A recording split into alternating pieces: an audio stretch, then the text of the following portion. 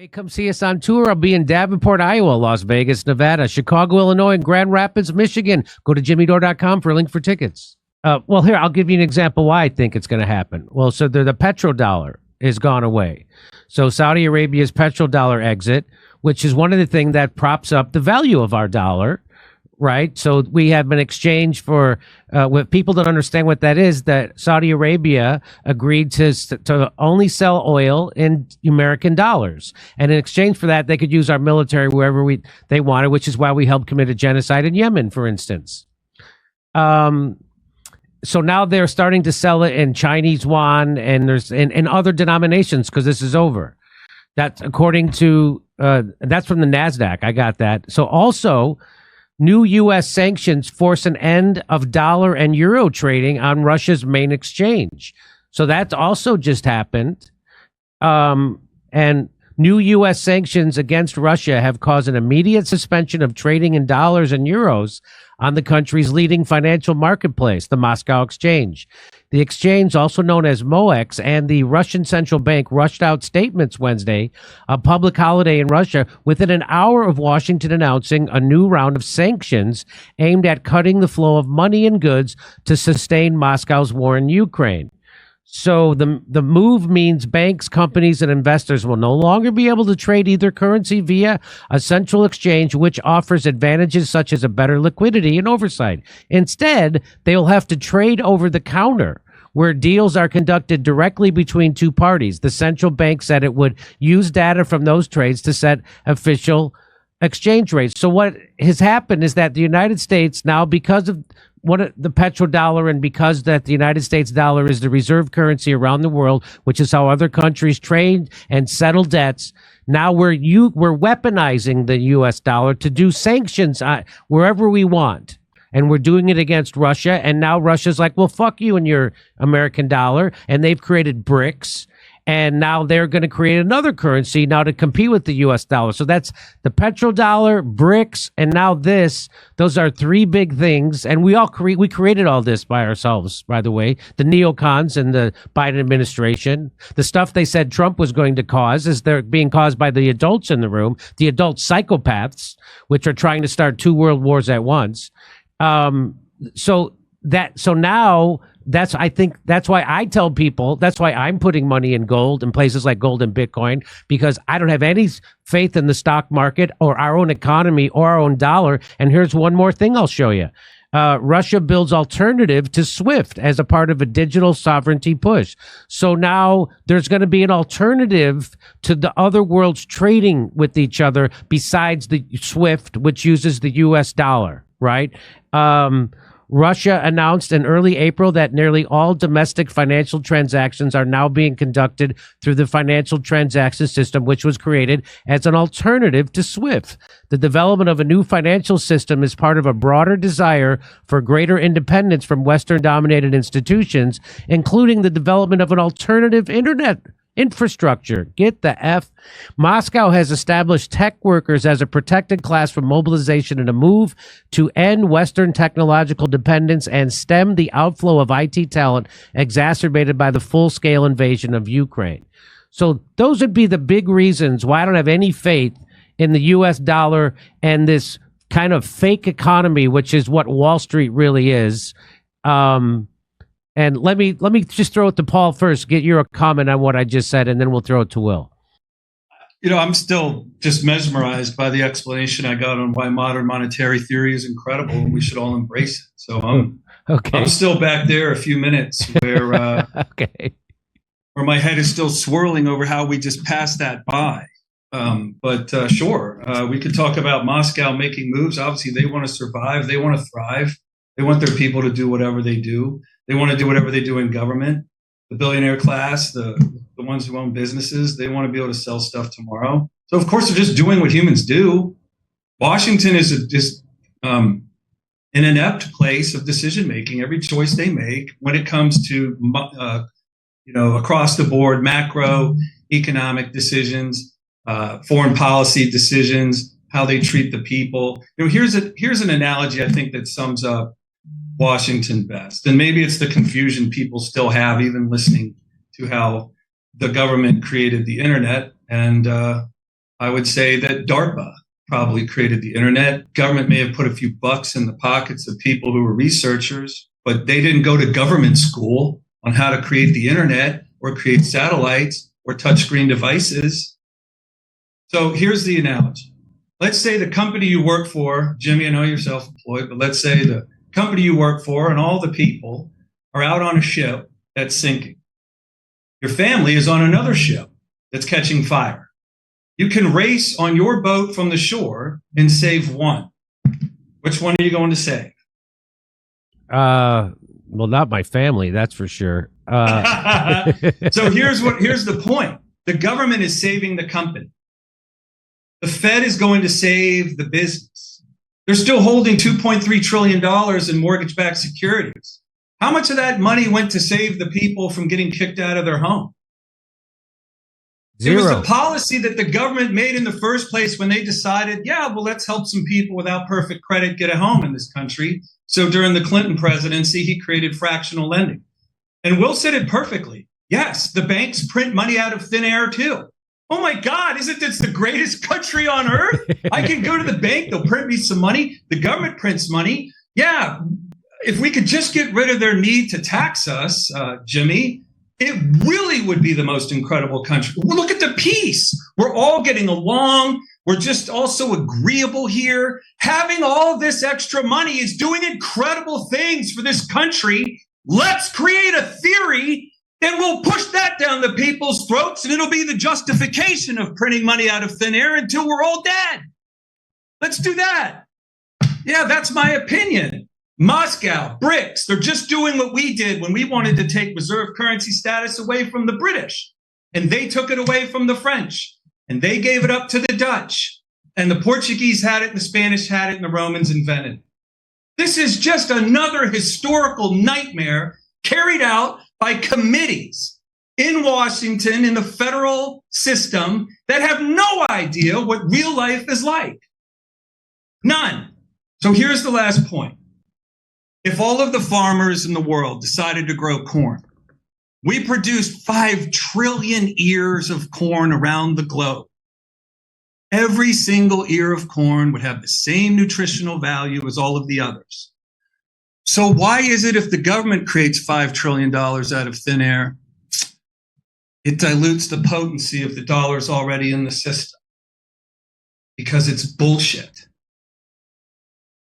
So your analogy is if you create another ear of corn, that other ear of corn is just got the same nutritional value. But if you create more dollars, that other dollar is worth less. Right, because where's the source? See, one of the things that I use to try and understand complicated things, like any economics professor would cause my head to swirl over their vast knowledge of theory and economic policy. When we take the policy and throw it down on Main Street, then we're going to find out how it actually plays in the world. And we can move past all the conjecture and theorizing, because I'm not a science project. My family's finances and the future of my kids and his kids and their kids, their finances, their future is not a science project that should be subject to the loserdom and wizardry of Washington. We don't need to find out what their theories are going to produce down the road when we have enough examples of all the failed reserve currency countries that came and fell before us. This is so ridiculous to think that just some TED Talk person who wants to change the world and thinks that we can print all the money we want. You can. You can get the dollar down to 1/10 of a penny, and a Starbucks will be $30. So who's going to work then when you can't even get paid enough to buy goods and services? And just for everyone's understanding, when the comment was made earlier about inflation has always been a wild beast here and there, yes, it was caused by wage pressure. It was caused at the tail end of a boom period where there was help wanted signs on every storefront all up and down the country, where companies were like, we love the growth. We just need more workers. We'll get more growth. But you run out of what?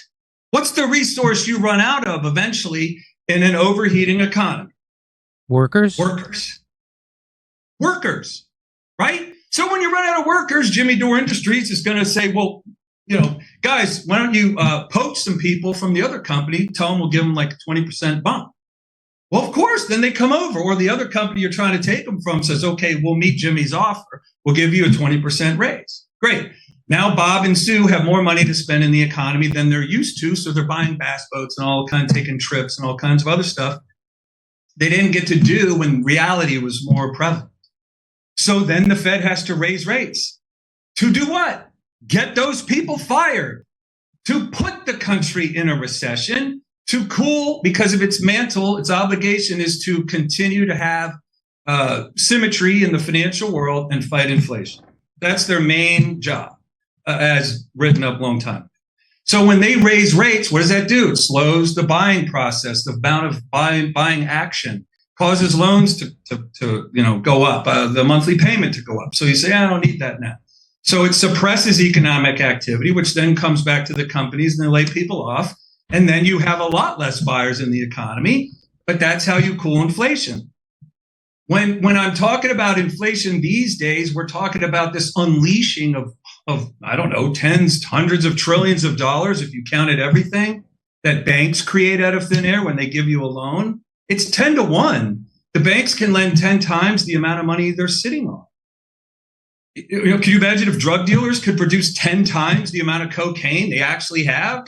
Oh, they do. It's called cutting the coke. So when you cut the dollar, you make it less pure, less potent. And that's what causes the eventual fragility and collapse of the system itself. So I'm certainly a person who sees all the signs of 2008 happening again. I feel like because you're paying attention to the real stuff.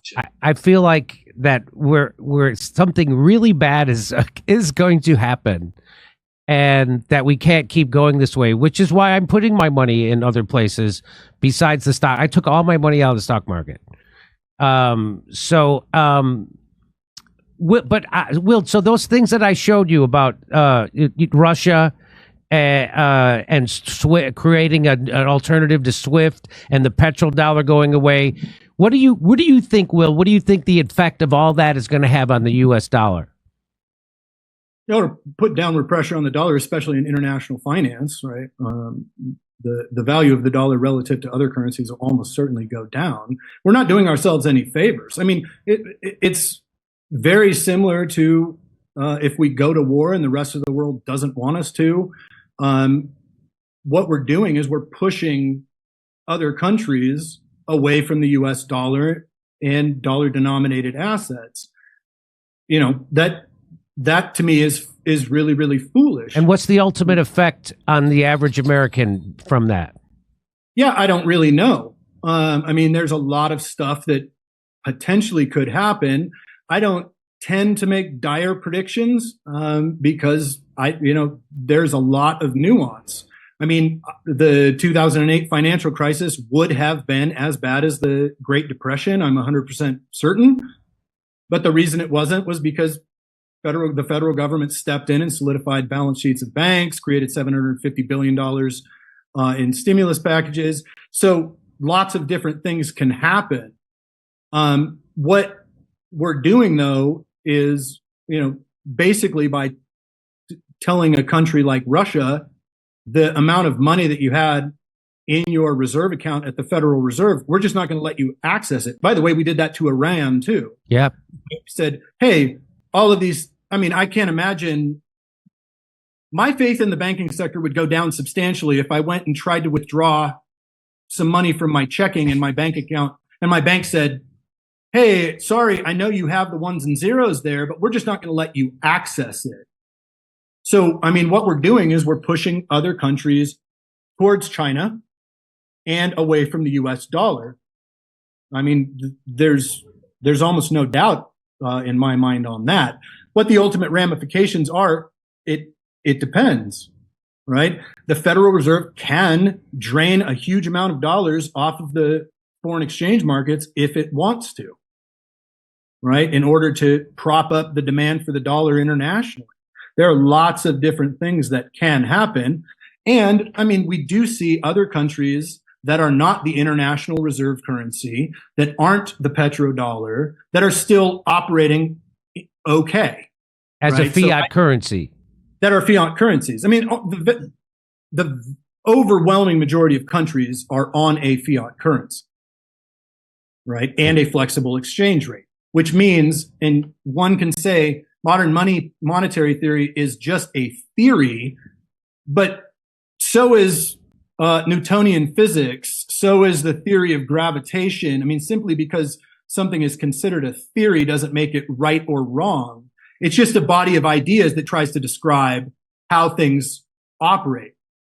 And any country that is operating according to a fiat currency, where they haven't fixed their currency to any specific commodity, and is operating on a flexible exchange rate, literally operates according to modern monetary theory principles, the descriptive components. Right. The prescriptive stuff, anybody can quibble right. with. And I quibble with some of the things that modern monetary theorists argue. So, yeah, I understand what you're saying. You're saying that most of modern monetary theory, what Stephanie Kelton was saying, she's just describing what's actually happening. Yep. Is what you're saying. All right. This might sound funny, but I could actually talk about this shit all day. But we can't. We have to say goodbye. And so, Will, I really appreciate you taking time out and coming on, because Stephanie won't anymore. I don't know why she doesn't like me. But I appreciate you coming on and explaining everything. Do you have a Substack or anything you want me to direct people to? Absolutely not. I don't do social media. I don't do any, Okay. if you need to email me, you can. Okay. If you need to find me, I'll be on a river in Montana. Hey, come see us on tour. I'll be in Davenport, Iowa, Las Vegas, Nevada, Chicago, Illinois, and Grand Rapids, Michigan. Go to jimmydore.com for a link for tickets.